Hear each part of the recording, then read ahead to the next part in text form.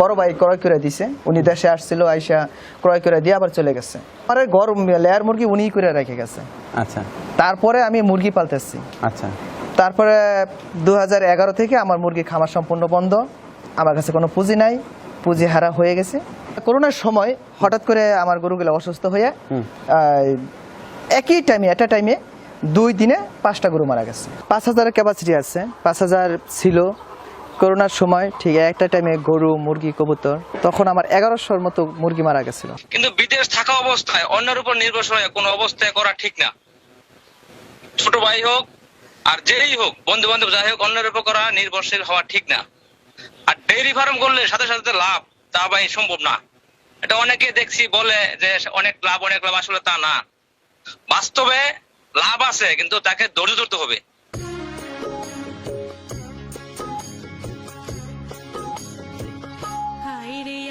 আসসালামু আলাইকুম, সবাইকে প্রীতি ও শুভেচ্ছা জানিয়ে শুরু করছি আজকের কৃষি চিত্র। আজ 10ই অক্টোবর 2020 রোজ শনিবার। এই প্রত্যুষে ছুটে আসছি সুদূর গাজীপুর। এটি গাজীপুর সদর উপজেলার সাতমারা গ্রাম। এই গ্রামের জনৈক কাউসার মিয়া থাকেন দেশের বাইরে। ছোট ভাই ওমর ফারুক দেশের বাইরে, বড় ভাই দেশের ছোট ভাই। তাদের বিশাল একটি কৃষি প্রজেক্ট। তাদের এই প্রজেক্টে রয়েছে প্রায় 5000 লেয়ার মুরগি, আছে প্রায় 35টি গাভী গরু এবং এর সাথেই রয়েছে চমৎকার একটি পেঁপে বাগান। দেশের বাইরে থেকে দেশে খামার পরিচালনা করতে কি কি সমস্যার সম্মুখীন হতে হচ্ছে বিস্তারিত এই প্রতিবেদনে তুলে ধরার চেষ্টা করব। আশা করি পুরো অনুষ্ঠান জুড়ে আমার সঙ্গে থাকবে। আসুন আমার সঙ্গে।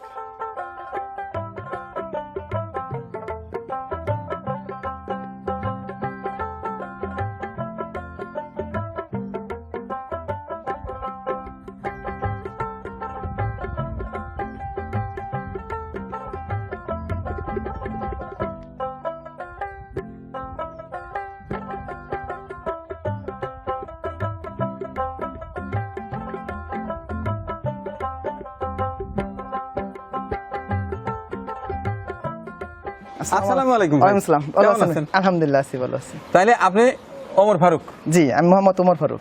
আচ্ছা, আমার ফারুক ভাই। আর কাউসার ভাই আপনার বড়? আমার বড় ভাই কাউসার মিয়া, আমার বড় ভাই কাউসার মিয়া। তার মানে এই মুরগির শেড, গরুর শেড, পেঁপে বাগান টোটাল আপনাদের? জি জি। হ্যাঁ, জি জি। তো এখানে টোটালি কি পরিমাণ জায়গা আছে? এখানে টোটালে মানে খামারের ভিতরে আছে 12 বিঘার মতো। টোটালি 12 বিঘা? 12 বিঘার মতো আছে। আচ্ছা, এই 12 বিঘাতে কি কি আছে? আর লেয়ার খামার আছে, ডেইরি খামার আছে, পেঁপে বাগান আছে, ঘাস চাষ আছে। ঘাসও আছে না? জি। আবার দেশি কবুতর? হ্যাঁ, কবুতর আছে, দেশি কবুতর আছে আমাদের। কবুতর কি পরিমাণ আছে? কবুতর আছে 80 জোড়ার মতো। 80 জোড়া? জি। কম হতো না? আর গরু কতগুলো আছে? গরু আছে 30টা, সব গাভী। মোটা তাজা নাই না? না, মোটা তাজা নাই, শুধু গাভী। গাভী। ওর থেকে কিছু বাছুর হইছে, ষাঁড় বাছুর হইছে।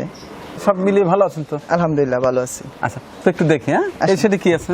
এই সাইডে আছে বাছুর, বকনা বাছুর, ষাঁড় বাছুর।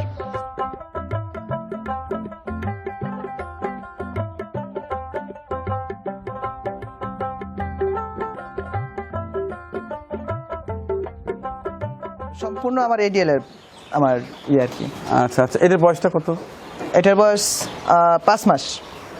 5 মাস না? হ্যাঁ, এটার বয়স 5 মাস। আচ্ছা, আপনার খামারের গাভী থেকে তো? হ্যাঁ, আমার খামারের গাভীর থেকে। এটার বয়স হচ্ছে 4 মাস। এটা ষাঁড় বাছুর। ষাঁড়। আর এটা বকনা? এটা বকনা। আর এটা? এটার বয়স হচ্ছে 1 বছর হইছে। এটা হইছে গিয়া শাহিওয়াল বকনা বাছুর। শাহিওয়াল, এটা হচ্ছে বকনা। আচ্ছা আচ্ছা আচ্ছা, এটা তো সুন্দর। হ্যাঁ হ্যাঁ, এটা হচ্ছে বকনা, এটা হচ্ছে ফিজিয়ান এডিএল এর। এডিএল এর? এডিএল এর। আর এটার বয়স? এটার বয়স 10 মাস। 10 মাস। এটার বয়স 1 বছর। এই দুটো ষাঁড়। সবগুলো তো এই খামারের গাভী থেকে? হ্যাঁ, গাভী থেকে। এখানে এই খামারের গাভী থেকে সম্পূর্ণ। আচ্ছা, তো ভাইয়া আপনাদের এই খামারের যাত্রা কত বছর? 2.5 বছর। 2.5 বছর? 2.5 বছর হয়েছে গরুর খামার, 2.5 বছর হয়েছে। কিন্তু সেটটা দেখছি তো অনেক পুরাতন। এটা 1998 থেকে আমরা শুরু করছি। প্রথমে 500 ব্রয়লার দিয়ে শুরু করছিলাম। আচ্ছা। তারপরে সনের থেকে লেয়ার মুরগি দিয়ে শুরু করছি। আচ্ছা, আচ্ছা। 2 বছর সোনালী পালছি এবং ব্রয়লার পালছি।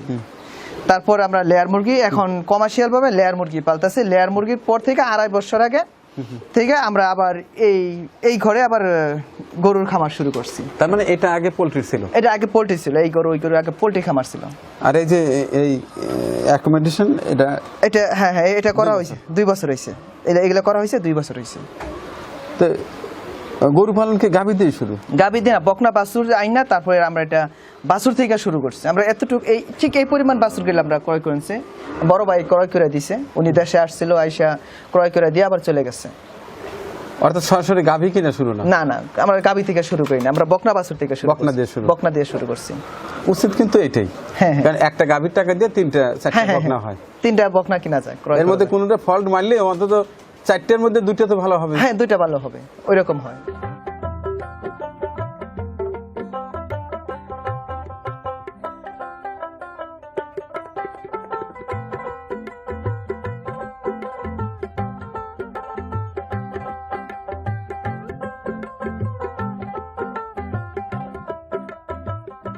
এই গরুটা আজকে রাত্রে ভোরবেলা সকাল 4:30টায় ডেলিভারি হয়েছে, বকনা বাছুর হয়েছে। আলহামদুলিল্লাহ। এডিএল এর বাচ্চাই আচ্ছা, ছিল।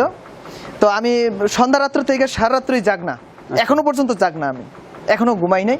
সারা রাত্র আজকে 4 দিন ওনাকে পাহারা দিয়া করলাম আর কি, ডেলিভারি হয়েছে। তো এখন আল্লাহ দিলে ও সুস্থ আছে, বাছুর সুস্থ আছে, মা মেয়ে দুইটাই সুস্থ আছে। বকনা হয়েছে? বকনা বাছুর হয়েছে, দুজনই সুস্থ আছে। তবে এখন ওনার মানে জ্বলান পড়ে নাই, তো এই জন্য আবার আমরা অপেক্ষা করতেছি আর কি। আচ্ছা, তো এটা কি পরিচর্যা নিলেন একটা মা গরুকে? একটা মা গরুকে প্রসবকালীন সময়? প্রসবকালীন সময় আমরা ওই এখানে ছিলাম, যখন নাকি আসছে তখন ওনার দেখলাম ভালোভাবে আসতেছে কিনা। যখন নাকি টোপা বান্ধা আসতেছে তখন ভিতরে হাত দিয়ে আস্তে করে দেখলাম পজিশন ঠিক আছে কিনা। যখন দেখছি পজিশন ঠিক আছে তখন বাছুরটা এমনি আস্তে আস্তে আইসা পড়ছে। আমরাও একটু দইরা মানে দাঁড়ানো অবস্থা ছিল, বাছুরটারে দইরা খালি আস্তে করে নামাইলাম। তেমন কোনো প্রবলেম হয় না, কোনো প্রকার সমস্যা হয় না। খুব সুন্দর ডেলিভারি হয়েছে। ডেলিভারি হইতে সময়ও লাগে নাই, অল্প সময়। আচ্ছা, ঠিক আছে। তো এটা কি প্রথম বাচ্চা না দ্বিতীয়? এটা দ্বিতীয় বাচ্চা, এটার প্রথম বাচ্চা ওইখানে আছে। আচ্ছা, তো এটার হিস্টোরি কি? আগে কত লিটার প্রতিদিন দুধ? এটা 17-18 লিটার দুধ পাইছি। আচ্ছা, আর এইগুলোর কি অবস্থা? এগুলোর অবস্থা ভালো। এই যে এটা হচ্ছে গিয়া এডিএল এর বাচ্চা, আর এই যে একটা হচ্ছে গিয়া জার্সি বলে আর কি, আমাদের মানে এই বাসায় জার্সি বাচ্চা বলে। এটা জার্সি। এটা তো ফ্রিজিয়ান? হ্যাঁ, এটা ফিজিয়ান, এখানে সম্পূর্ণ ফিজিয়ান। ওইখানে একটা আছে শাহিওয়াল, ওর থেকে বাচ্চা হয়েছে, খুব সুন্দর একটা বাচ্চা হয়েছে, শাহিওয়াল বাচ্চা, লাল বাচ্চা ওইখানে দেখছেন। আচ্ছা, আপনি আমাকে বলেন, যারা নতুন নতুন উদ্যোক্তা হতে চায়, গরু পালন করতে চায়, আপনার মতামত দিন যে আসলে তারা কিভাবে কি গরু দিয়ে শুরু করলে ভালো হয়? আমি মনে করি প্রথমে যারা নাকি নতুন করে একেবারে নতুন করে তুলবে তারা প্রথম বকনা বাছুর তুলুক, তুইলা তারা আস্তে আস্তে খামারটা বড় করুক। কারণ শিক্ষার অনেক কিছু আছে, ট্রেনিং নেওয়ার অনেক প্রয়োজন আছে।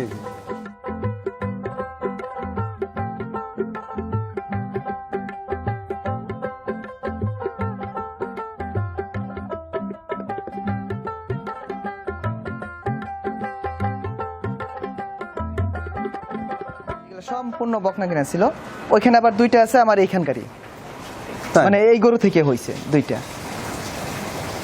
তাহলে একটা গাভী কিনা ছিল না? না, আমরা আমাদের কোনো গাভী একটা ছিল, একটা গাভী ছিল, একটু বড় কিনছিলাম একটা। আচ্ছা, এই একটি গরু ছিল, এরপরে বাকি যা আছে সম্পূর্ণ বকনা কিনা ছিল। তো এইগুলো কি রকম দুধ দিচ্ছে এখন? এখানে আমার 20 কেজির 20 লিটারের নেসে নাই, 20 লিটারের ঊর্ধ্বে সম্পূর্ণই। 20 লিটারের নিচে নাই? এই যে যেমন দিচ্ছে। হ্যাঁ, এখানে এগুলা গর্ভবতী, এখন এটা মানে দুধ দেয় না, এটা ছাড়াই গেছে। এই যে এখন এটা মানে এখনো 17-18 লিটার দিচ্ছে, গর্ভবতী। ডেলিভারি হয়েছে আজকে 6 মাস। আচ্ছা, এইগুলোর বাছুর তো বোধহয় ওই সাইডে? হ্যাঁ, ওই সাইডে এগুলোর বাছুর ওই সাইডে। আচ্ছা, তো এরকম গাভী কতগুলো আছে এখন? এখন এখানে 14টা গাভী আছে।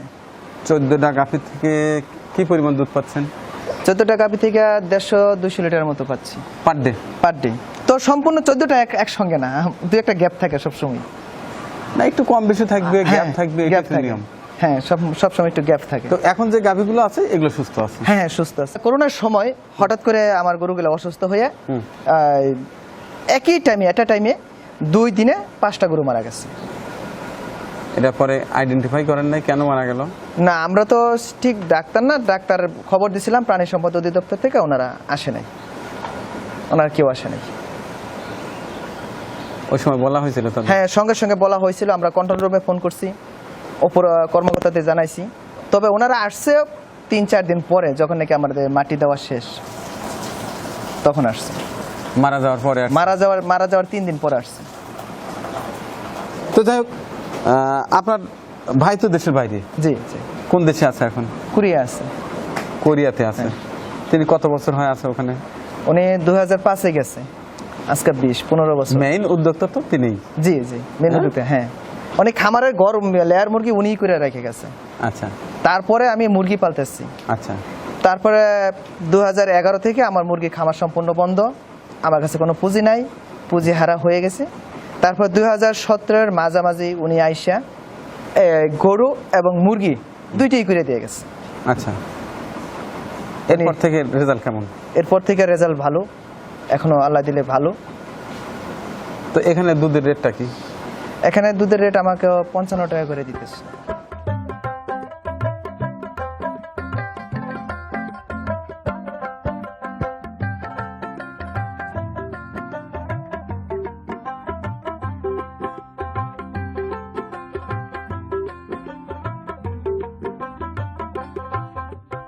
খাবার কি কি দিচ্ছেন গরুকে? গরুর খাবার আমরা নিজেরা তৈরি করে মিক্সড করতেছি আর কি, মিক্স করে দিচ্ছি। কি কি উপাদান থাকছে তার মধ্যে? তার মাঝে প্রথম হয়েছে ভুসি, মানে গমের ভুসি। আচ্ছা, এরপর চাউলের কুড়া, রাইস পলিশ, সয়াবিন, খৈল, ভুট্টা, ডাইলের ভুসি,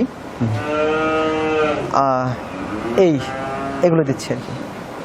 দুই বেলা দিচ্ছেন তো? দুবেলা।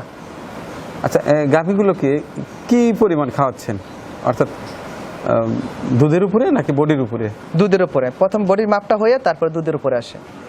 যেমন কোনো গরু পায় 12 কেজি, কোনো গরু 10 কেজি, কোনো গরু 8 কেজি। 8 কেজির নেচে হয় না।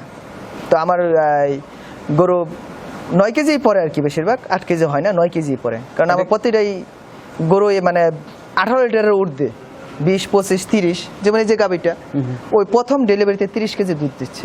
30 কেজি? জি, প্রথম আর কি। আচ্ছা, কিভাবে সংগ্রহ করেছিল এই বকনাগুলো?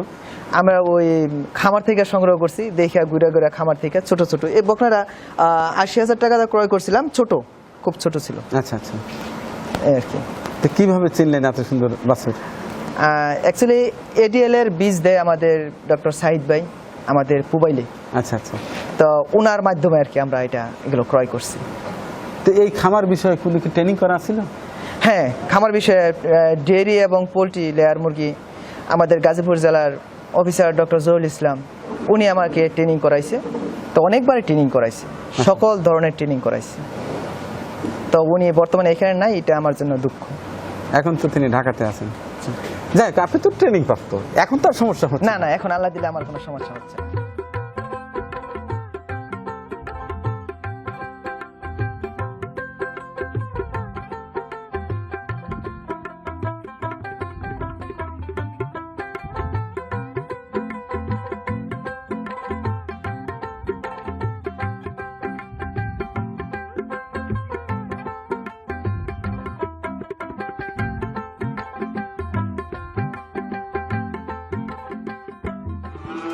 তাহলে এই হচ্ছে আপনার কবুতর?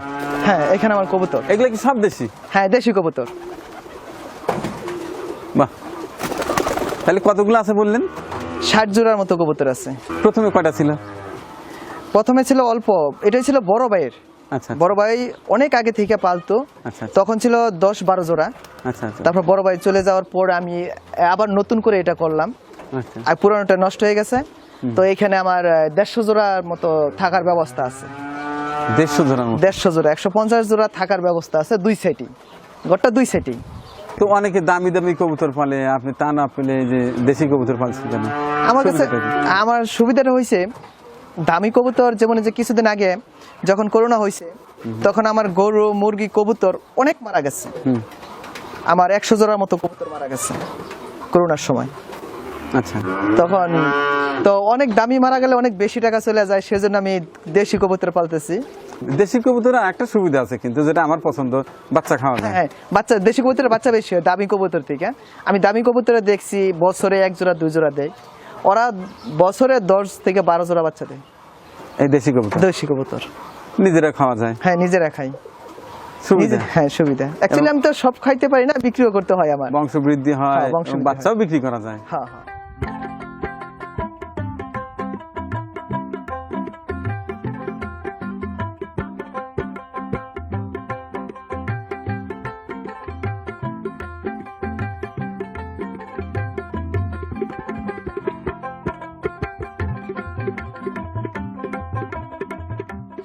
এখন 5000 ক্যাপাসিটি আছে, 5000 ছিল করোনার সময়। ঠিক একটা টাইমে গরু মুরগি কবুতর, তখন আমার 1100-র মতো মুরগি মারা গেছিল।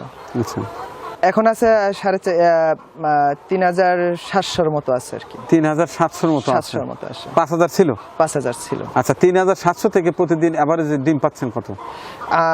3032-র মতো, 3031-র মতো পাচ্ছি আর কি।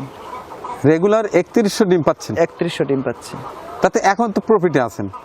হ্যাঁ এখন প্রফিট। রেটটা নাকি ভালো এখন? হ্যাঁ এখন রেটটা একটু ভালো। এখন আছে। রেট কত দিচ্ছে? এখন 8 টাকা থেকে 8.5 টাকার ভিতরে। 850 টাকা সব? 850 টাকা সহ। এইভাবে সারা বছর থাকলে তো হ্যাঁ হ্যাঁ লাভবান হতাম। অনেক ভালো হতো না? তো এখন কি কি খাওয়াচ্ছেন? এখন তো মুরগি তো রেডি ফিট তৈরি করা, প্যাকেট খাবার আনি, মুরগির খাবার দিই, তারপরে এক্সট্রা ভিটামিন দিই। আচ্ছা, তো বাচ্চা কত টাকা কেনা ছিল পার পিস? পার পিস বাচ্চা ছিল 50 টাকা। 50 টাকা। জি। এই বাচ্চার বয়স কততে দাঁড়ানোর পরে ডিম পাওয়া শুরু করলেন? এই বাচ্চার বয়স যখন নাকি 5.5 মাস হয়, তখন 5500 মুরগি থেকে একটা দুইটা করে আসতে থাকে। 6 মাস বয়স পর্যন্ত ওনারা পুরোপুরি আসে। যখন 6 মাস হয় তখন ঠিক পুরোপুরি, অর্থাৎ ফুল প্রোডাকশনে আসতে 6 মাস বয়স লাগে। 6 মাস বয়স লাগে। তখন কত পার্সেন্টেজ পাওয়া যায়? তখন পার্সেন্টেজ 95, ম্যানেজমেন্ট ভালো হলে তার চেয়ে একটু বেশি পাওয়া যায়। 95-96? 95-96। আচ্ছা, তো পর্যাপ্ত পরিমাণ তো বৃষ্টি হয় মুরগির, জি। এগুলো কি করেন? এগুলো ওই যে পানি দিয়ে ধুয়ে ফেলাই, পিছনের সাইডে ড্রেন আছে, ড্রেন দিয়ে চলে যায় গর্তে, ওইখানেই থাকে। ওইখানে থেকে। এটা দিয়ে কোনো সার হয় না? সার হ্যাঁ বানানো? সার হয়, সার হয়। এই সার এই পেঁপে বাগানে দিছি। আমি শুনেছি তো আপনার বিশাল পেঁপে বাগানও আছে। জি জি হ্যাঁ? জি। কি জাতের পেঁপে আছে? এখানে হাইব্রিড আছে, দেশীয় আছে। দেশি আছে না? হ্যাঁ হ্যাঁ। আচ্ছা, ঠিক আছে, পেঁপে বাগান দেখবো। তার আগে আপনার ভাইয়ের সঙ্গে একটু কথা বলেন।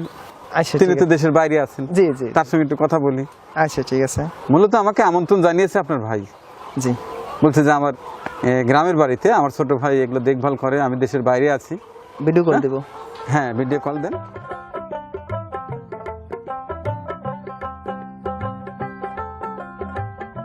হ্যালো কাসার ভাই।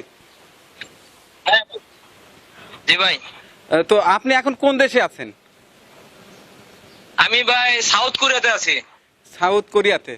তো আপনি দেশের বাইরে, হ্যাঁ। অর্থাৎ আপনি একজন প্রবাসী, দেশে খামার আপনার ছোট হ্যাঁ। ভাই পরিচালনা করছেন। তো এখন হ্যাঁ। আমি যেটি দেখতে পেলাম, মোটামুটি গরুগুলো ভালো আছে, মুরগিও ভালো আছে, আপনার পেঁপে বাগান দেখলাম, টোটাল মিলিয়ে আমার কাছে ভালো লেগেছে। এখন আপনি বলেন, আপনাদের অর্থাৎ অনেক প্রবাসী আছে যারা দেশের বাইরে থাকা অবস্থায় দেশে ইনভেস্ট করতে চায়, তারা আসলে কিভাবে করলে লাভবান হবে বা আদৌ করা ঠিক হবে কি হবে না, আপনি একটু পরামর্শ দেন ভাই।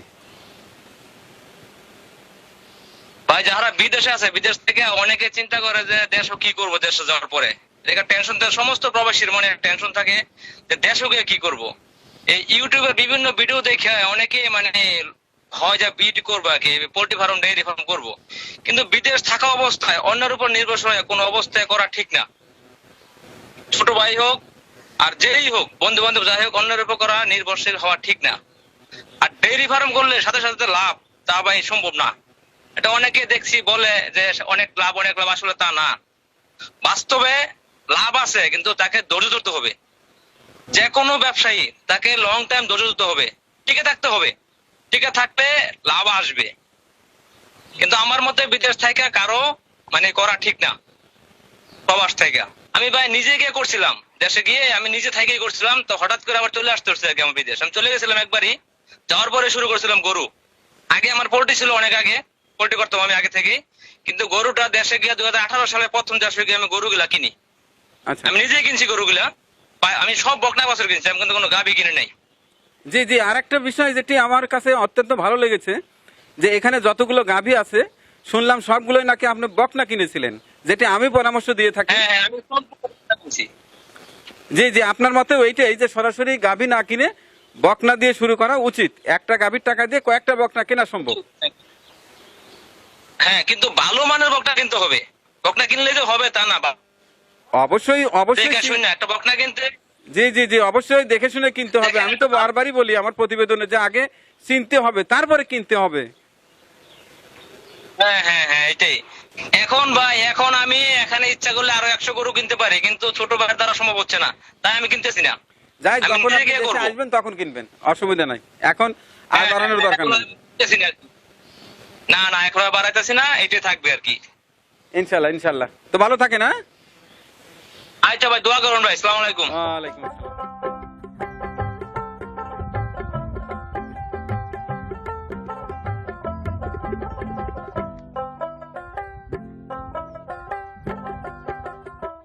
তাহলে এখানে কি পরিমাণ গাছ আছে? এখানে আছে 150 গাছ, 150টা গাছ আছে এখানে। হ্যাঁ, এখানে 150টা গাছ আছে। মাশাআল্লাহ, এটা পর্যাপ্ত পরিমাণ পেঁপে। জি জি হ্যাঁ জি, কি জাত এটা? এটা হাইব্রিড জাত। শুধু দর্শক, চমৎকার একটি পেঁপে বাগান। আসছিলাম গরুর খামার এবং মুরগির খামারের ভিডিও করতে, পাশেই চমৎকার একটি পেঁপে বাগান। একসঙ্গে পুরোটা দেখলে ধৈর্য হারা হয়ে যেতে পারেন, কারণ ভিডিওটি অনেক বড় হবে, যে কারণে এখানে কেটে দিলাম। পরবর্তী পর্বেই দেখবেন এই পেঁপে চাষ নিয়ে পূর্ণাঙ্গ একটি প্রতিবেদন। আশা করি সাথেই থাকবেন। আল্লাহ হাফিজ। একটা গাছ কত টাকার ফল দিতে পারে আপনার ধারণা? একটা গাছ আমরা তো অ্যাকচুয়ালি এভারেজ হিসাব করি 3500 4000 টাকা করে আসে এক একটা গাছে। গাছ পাকা পেঁপে আলাদা একটা টেস্ট। এটা দেশি পেঁপে, এটা হাইব্রিড না, এটা হচ্ছে দেশি পেঁপে। দেশি না? হ্যাঁ দেশি। আর একটু ওজন কম আছে, এটা 2.5 কেজির মতো হবে। পর্যাপ্ত পরিমাণ গোবর দেওয়া আছে, মুরগির লিটার দেওয়া আছে। মুরগির লিটার এবং গরুর গোবর। গোবর এটা কি ওই মজানোর পরে দেয়া নাকি কাঁচা? মজানোর পরে, ওদের গ্যাস চলে যাওয়ার পরে। কাঁচা দিলে গাছ থাকবে না, পেঁপে গাছ নষ্ট হয়ে যাবে। আমার যে গোবরটা আছে 1 বছর আমার ওইখানে ছিল, থাকার পর গ্যাস চলে যাওয়ার পরে কিন্তু আমি জমিতে দিচ্ছি, তার আগে না। কিছু কিছু ডাল আছে মারা গেছে, হ্যাঁ এটা কি এবি থাকবে না? হ্যাঁ, এটা এভাবে কিছুদিন পরে এমনি পড়ে যাবে, কিন্তু ওদেরকে কাটলে গাছের ক্ষতি হয়। যখন তোর ওই আকাশ নীলে পাল তুলে যায় সাত সাগরের পশুরা, নদীর বুকে হাত ছানি দেয় লক্ষ্য ঢেউয়ে মানিক জ্বালায় ইশারা। আইরে আমার বুকের মাঝে হাজার তারের বীণা বাজে, আইরে আমার বুকের মাঝে হাজার তারের বীণা বাজে, কাজের কথা মনে ধরে না, রূপ দেখে তোর কেন আমাদের পরিবেশনা আপনাদের ভালো লেগে থাকলে শেয়ার করে অন্যকে দেখার সুযোগ করে দিন। আরও নতুন নতুন ভিডিও পেতে চ্যানেলটি সাবস্ক্রাইব করে সঙ্গেই থাকুন।